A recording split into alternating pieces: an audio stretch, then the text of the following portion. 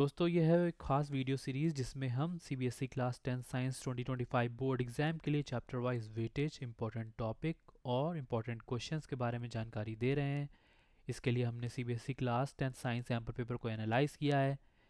जब हमने पेपर को एनालिसिस करी तो देखा कि चैप्टर 3 से 2 मार्क्स के क्वेश्चन आए हैं और 2 एमसीक्यू के फॉर्म में हैं। अगर इसके इंपॉर्टेंट टॉपिक्स की बात करें तो ये टॉपिक बहुत इंपॉर्टेंट है, properties of metals and non metals. इसके अलावा कोरोजन एंड इट्स प्रिवेंशन, ये भी बहुत इंपॉर्टेंट टॉपिक है। इसके अलावा कुछ और इंपॉर्टेंट टॉपिक्स हैं जिसमें रिएक्टिविटी सीरीज से हर साल क्वेश्चन पूछे गए हैं, सैम्पल पेपर में भी हैं और इस बार भी क्वेश्चन आ सकते हैं। इसके अलावा formation and properties of ionic compounds, ये टॉपिक भी बहुत इंपॉर्टेंट है। इसके अलावा बेसिक मेटलर्जिकल प्रोसेसेस, इसमें कुछ इक्वेशंस भी होती हैं, केमिकल इक्वेशंस, जिन्हें आपको ज़रूर तैयार करना चाहिए। तो ये जो टॉपिक्स हैं ये बहुत इंपॉर्टेंट है CBSE class 10 science 2025 board exam के लिए। आइए अब देख लेते हैं कि सैम्पल पेपर में किस तरह के क्वेश्चन इस बार आए हैं। तो ये देखिए एमसीक्यू के फॉर्मेट में एक क्वेश्चन आया जिसमें मैच द फॉलोइंग टाइप का क्वेश्चन है, जिसमें आपको करेक्ट आंसर बताना है, जिसमें सारे ऑप्शंस करेक्टली मैच हो एक दूसरे से।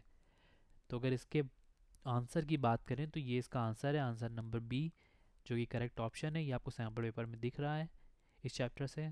दूसरे एग्जाम्पल की बात करें तो ये भी एक एमसीक्यू के फॉर्मेट में आया हुआ है, जो बहुत ही ईजी क्वेश्चन है, जिसमें इलेक्ट्रॉनिक कॉन्फ़िगरेशन दी गई है और आपको आइडेंटिफाई करना है कि ये मेटल है कि नॉन मेटल है। तो इस क्वेश्चन के करेक्ट आंसर की बात करें तो आंसर सी इसमें करेक्ट है। एक और क्वेश्चन है जो एक्चुअली विजुअली इम्पेयर्ड स्टूडेंट्स के लिए आया हुआ है, सैम्पल पेपर में दिया गया है।